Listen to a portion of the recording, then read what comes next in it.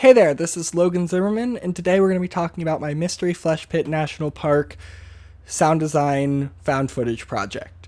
And this was actually one of the longest projects I've ever done. It took 4 months start to finish, and right now we're just looking at the environment and what it looked like as I was working on it. And throughout this video, my goal is to kind of explain the whole process, give you a glimpse of what went into making it, and talk about some of my design thoughts throughout making it. And right now, we're just kind of looking at, what the environment looked like. This is what it looked like actually without any filters on, and it's very strange because, it's only ever shown with a flashlight on, and I think I kind of tried to design it around the fact that you'd only ever see it with a flashlight on, so I tried to make these kind of cavernous vignettes in other areas that I knew the flashlight would travel across, but I tried to also not put too much time into detail where I knew it wouldn't be seen, and that's partially why there's some glitches and weird overlaps in that area.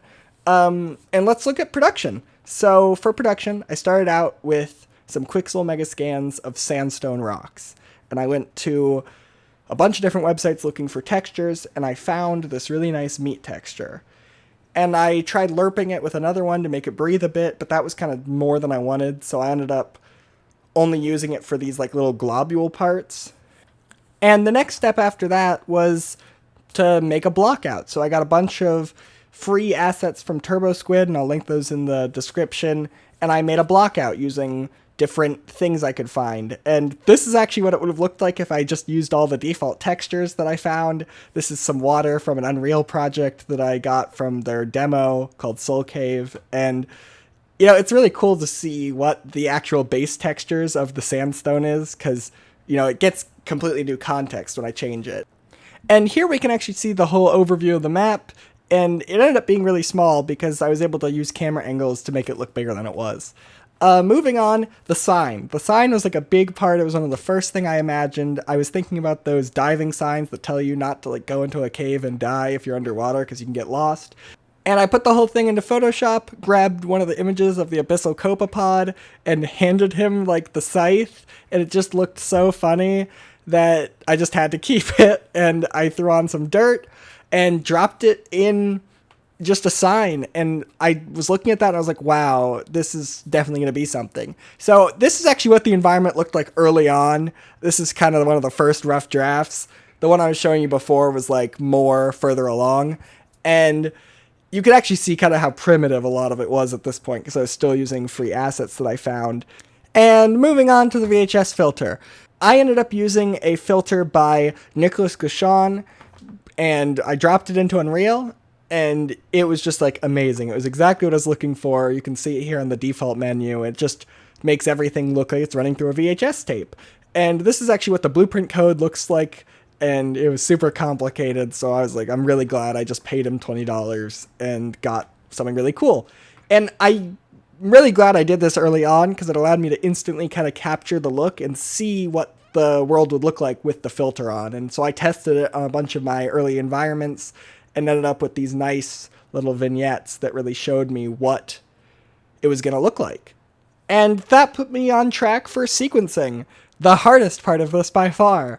I've never done virtual production or sequencing before, so this was a lot to figure out. And what you're looking at right now, this is my first test attempt of just messing around with getting a virtual camera to work in Unreal. And I actually did it through something called VCam Live Link, I think. And that was an app on my phone that connects to Unreal and copies the gyroscopic data of my phone moving around. And I was able to zoom and adjust the focal length and all that stuff. But it was terribly hard to control on a tiny cell phone. Apparently most people who do this have an iPad. I learned how to do this all from a tutorial that I'll also link in the description. But this is my first attempt at moving the character around.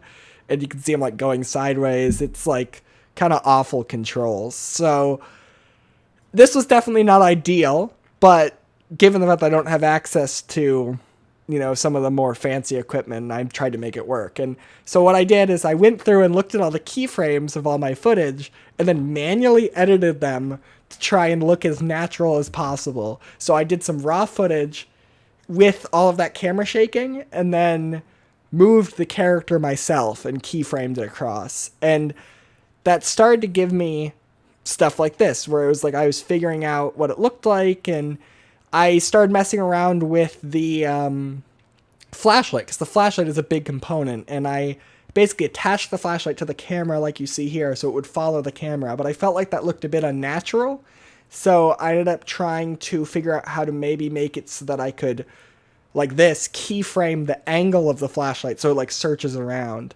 and that was able to get me that kind of more convincing look.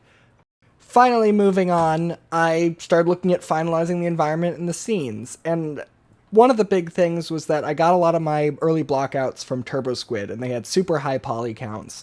So what I ended up doing is rebuilding them myself in Maya and trying to do as much as I could inside of the normal and transparency maps, also that I could get that poly count down from what it was before, which was like 100,000 polys, and then make it like 2,000. And here you can see the opacity map and how I basically faked those holes using transparency.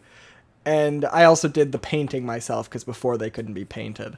So this is a bit of before and after, showing off the difference between the model that I found online and the rusty model that I made myself by recreating their geometry and then painting it into Substance Painter. I also set up a tool that allowed me to place my catwalks in a line so that it was easier to like build out the environment. This was an early render when I was first testing out the live link function to do the found footage, and here you can see the phone booth, which ended up being a big asset that I wanted to show off. And I liked the one I found on the internet, but it didn't look like the one from the promotional material. So I went into Maya and basically made my own base and set up the pipes and everything, and then I UV'd those and I textured them, and then I got a existing payphone model from Polyhaven and put that in, and then I added some cable actors and rendered it, and I was really happy with how that came out. This here is the River of Blood, and I used an existing shader that I got from the Soul Cave and then messed with it to make it red, add some translucency, and I panned some textures over it to give it that moving look. This is the bridge falling sequence, and it looks so janky, but you never see it from this angle, so it doesn't really matter. This right here is probably one of my favorite scenes. This is the abyssal copepod running away, and it's actually two models of a hand that have been distorted, and then I just textured them really fast because I can't model an arthropod, and you see it here. I made it so far away and so blurry that it just looks like little antenna, and I was really happy with that kind of janky solution. And this is actually some of the early footage that inspired me to put something there. In my early footage, I by accident zoomed in really hard into the background, and then I was like, there should be something in there. And like when I saw like the light change, and I was like, yeah, there definitely has to be an abyssal copepod back there. Sound design was probably the most important part of this to me because I made this as a sound design portfolio piece, and here you can see this is the layout of the project and kind of how I put it together. And I focused a lot on layering and realism and trying to find the most realistic sound effects because, when there's no sound in the source video, I really had to imagine everything myself. And this is a good example, I think, that shows the layering process and how many sounds are involved with just one section.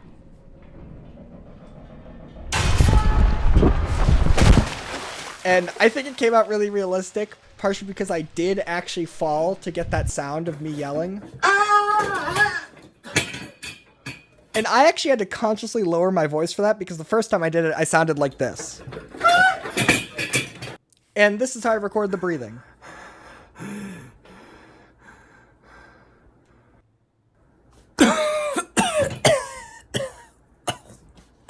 And this is how the footsteps were set up.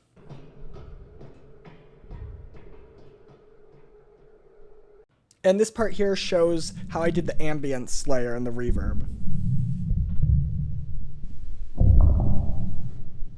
And these are all actually recordings of like my stomach and throat. I put a lot of emphasis on making sure that the panning was correct when we were looking at the water, so this shows how it was panned differently for each section.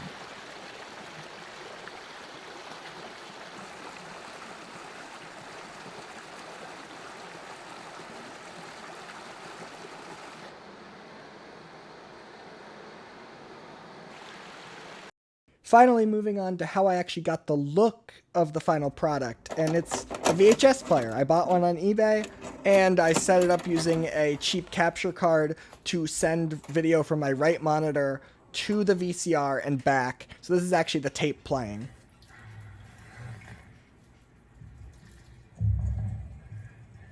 And it took like a whole pile of wires and stuff to make this work, so I thought I'd just share them. I thought it was pretty funny how much was required to run stuff through a VCR. This is how I did the screen mirroring. So that's on the main monitor. That's actually the live input from the VHS. And because I bought some VHS at Goodwill, I had to do the trick where you cover the slot so it'll let you record over. And I also messed with the tracking on purpose to make it glitch out. Another thing I discovered is that when you record new video over the existing video, it glitches out in a weird way. And this is actually what I saw. So this is the source video that I'm actively recording onto the tape with. And then I go back to rewind. And what you're about to hear is actually the sound that came out of my computer, no editing. I didn't mess with it at all.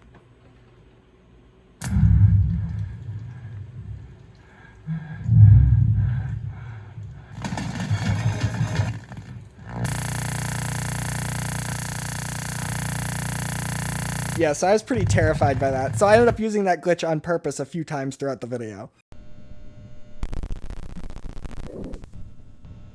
And I think that really helped sell the VHS look because it actually was a VHS effect. And finally, this is what I did once I figured all that stuff out. I was playing the video on the right screen, transferring it to a VHS tape, and was capturing the playback on the left screen. And overall, it created this really cool like color shifted look because it was transferred to an actual tape, and given that I already had applied some VHS effects to it, it kind of looked like it had been across multiple tapes, which fit my story of it being a tape that's been recovered. Finally, here's a comparison of what it looked like before it went through the VCR and after, as well as one that shows what it would look like with the lights on.